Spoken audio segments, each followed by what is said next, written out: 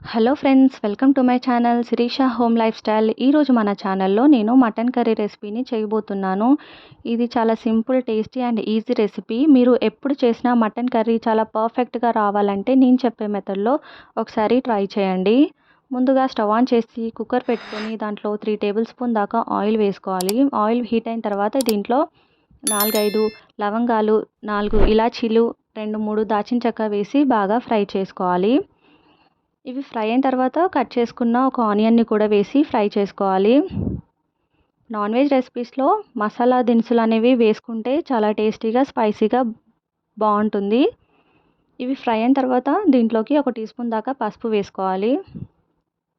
తర్వాత దీంట్లోకి 1 tea spoon దాకా అల్లం వెల్లుల్లి పేస్ట్ కూడా వేసుకొని బాగా ఫ్రై చేసుకోవాలి.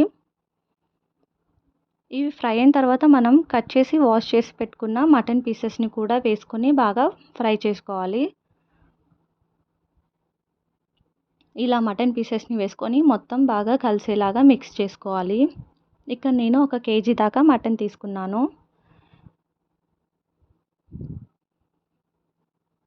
ఈ మటన్ కర్రీ అన్నం, చపాతీలోకి, బగారా రైస్, జీరా రైస్లోకి చాలా టేస్టీగా ఉంటుంది. ఇలా మొత్తం మిక్స్ చేసుకొని మూత పెట్టి కాసేపు కుక్ అవ్వనివ్వాలి. ఇప్పుడు మూత తీసి ఇది మొత్తం బాగా కలుపుకొని దీంట్లో 2 స్పూన్స్ దాకా కారం వేసుకొని మళ్ళీ కలుపుకొని కారాన్ని కూడా బాగా ఫ్రై అవ్వనివ్వాలి. ఇలా మొత్తం కలుపుకొని మూత పెట్టి కారం ఫ్రై అయిన తర్వాత దీంట్లోకి 1 గ్లాస్ వాటర్ పోసుకొని మళ్ళీ ఒకసారి కలుపుకోవాలి.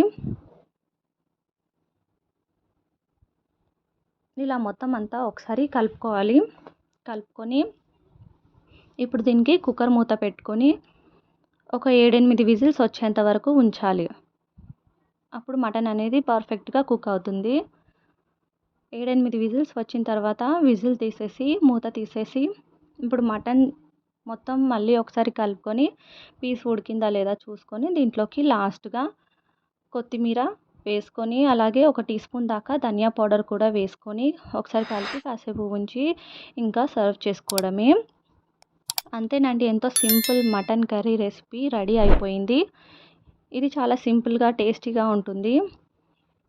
తప్పకుండా ట్రై చేయండి. ఇది అన్నం, చపాతీ, బగారా రైస్, జీరా రైస్ దేంట్లోకైనా చాలా టేస్టీగా ఉంటుంది.